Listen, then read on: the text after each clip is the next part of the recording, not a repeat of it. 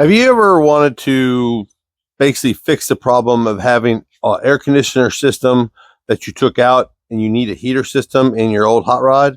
Well, today I'm going to show you how, tips and tricks, how to get it to work using the old stuff, making it into new, better stuff. Let's get to it. All right, first things first is this is what you probably have, right? You have, this is the 73 through 87 square body, but this kind of goes along with anything else that you could be working on, whether it's a Camaro, a Chevelle, whatever it is. If you've got an old air conditioning system that you took off, which we are not going to use, you need to figure out a way to make this work so you can at least defrost your windows and keep your toes warm. So, and if you ever get a chance, take this box out, change that heater core because it's a necessary. And yep, it's nice to see that nice brand new heater core in there. Last a long time. Now, this is generally what you're going to have. This is a heater air conditioner box. Yeah, inside under the cabin. I have the unique opportunity to show it to you like this since I'm replacing this dash piece in this truck. And the main thing is that you've got three openings where the hot or cold air comes out. Here, and underneath here. So I'm just worried about, this is in the south, I'm worried about defrosting this windshield and keeping my toes warm. So this is the only two pieces I'm worried about. And so I'm gonna make a little bar and I'm gonna basically drill a hole in the middle of this and suck it up tight so that it's sealed. So you ain't gotta worry about it. Here, all right, this is just taking the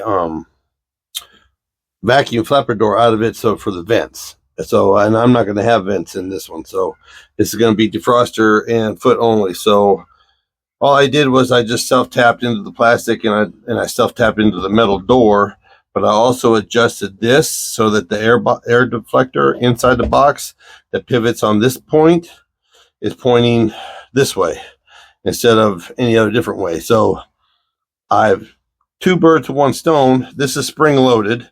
So once you zip this closed, this also pushes that air box into the air deflector inside the box, the right direction to send it here, which makes it go up for the defrost and down for the feet. So what we're going to do with this is we're just going to push this down all the way, guesstimate a little drill spot, and we're going to drill a stop to keep this flapper where the air is coming up to the defroster.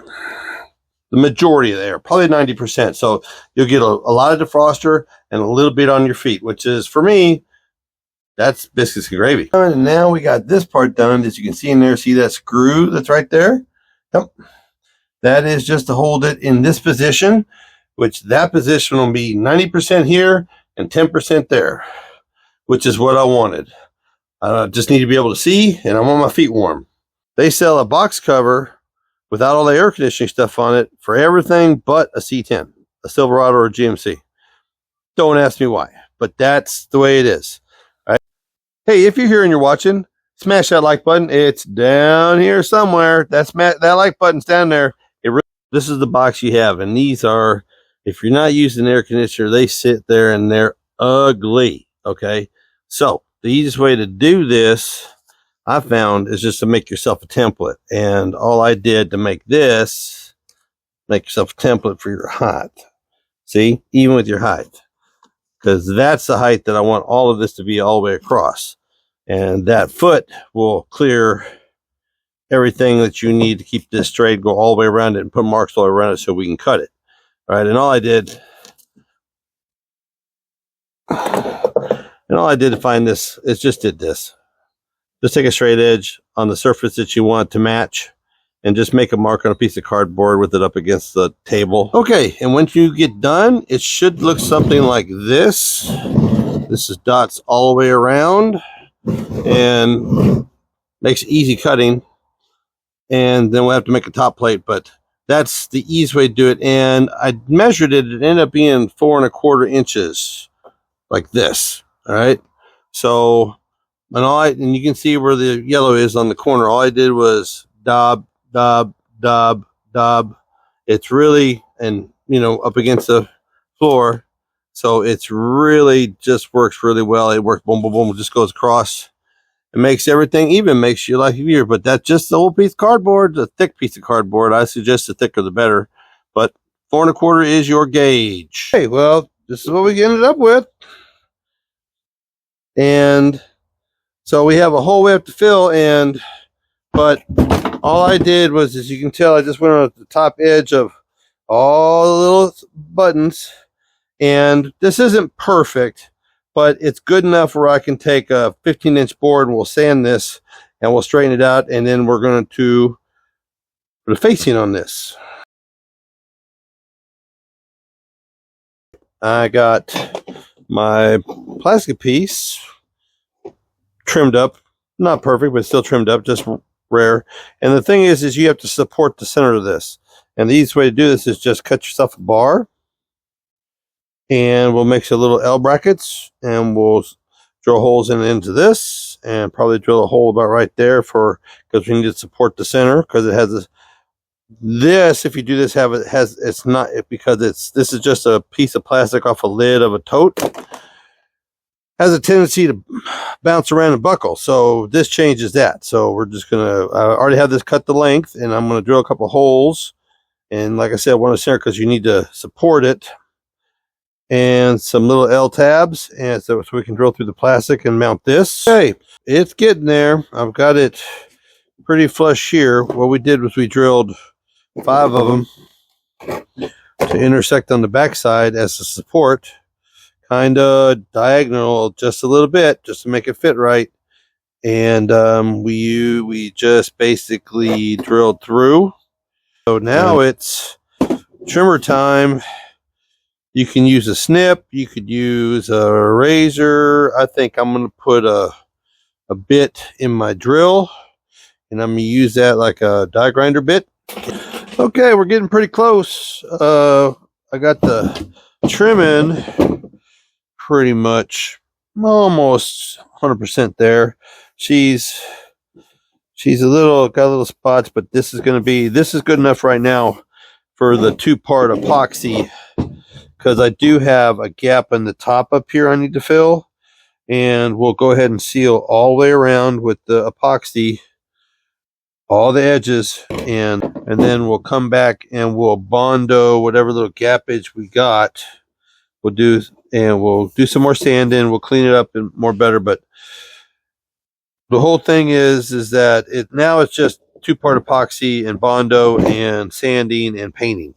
And I did use a die grinder bit in a drill on fast speeds. I didn't want to just zoom into this real heavy and real hard, because once you go past the point, there's no fixing it. Okay, and now everything is taped up, because I went to the store and I got 2 different types. This is pinpoint applicator, and this is just, you put it in a bowl and you mix it up and you put it in the corners and stuff. So between the two, I should be able to get this whole thing sealed up pretty evenly. So it's just what I used, clear weld. It has a little, looks like a hypodermic needle, and you just spread it around the edges. I use actually 2 types. I use this type, and then I use one that you had to mix up, because I knew one of them was going to do it, because I've done this before. And I wanted to try the one with the snout, and that one with the snout is pretty slick, and it's really good at catching all these little hard to reach areas. Okay, it's the next day, and the epoxy's all dried.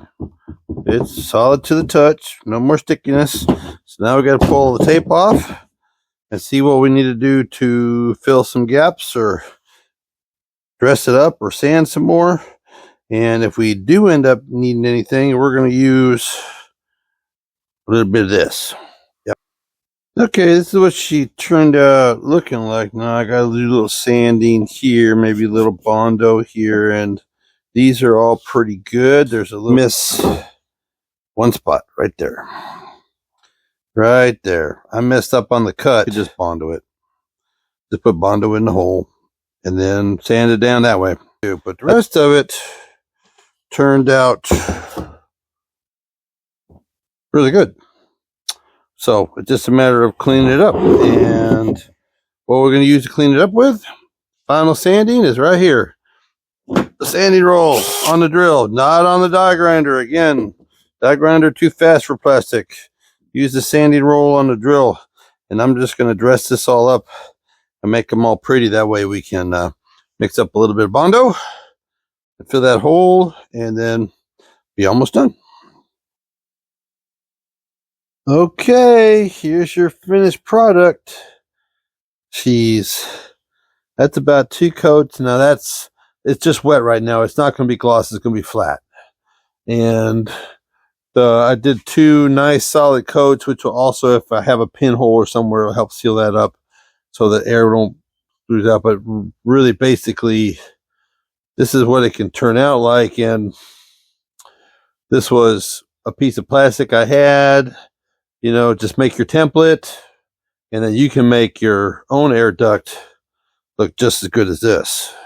A little bit on my feet and a lot on the windshield for heats, which will come back on top of me. But, you know, I'm old. I like my feet to be warm.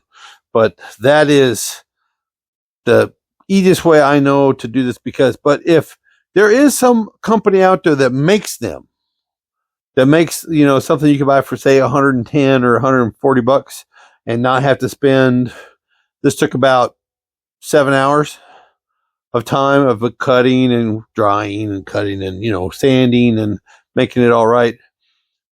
Almost 7 hours would be worth the 100 bucks, you know. But if you guys know of some company out there that does these for 73 through 87 Silverados, give me a note down there. Let me know. All right, here you go. All done. New blower motor. Oh, now it's going to cure out a little bit flatter. But right now, that's basically where we're sitting. She sits good. She's out of the way. You know, no more ugliness out in here. She's going to direct air good.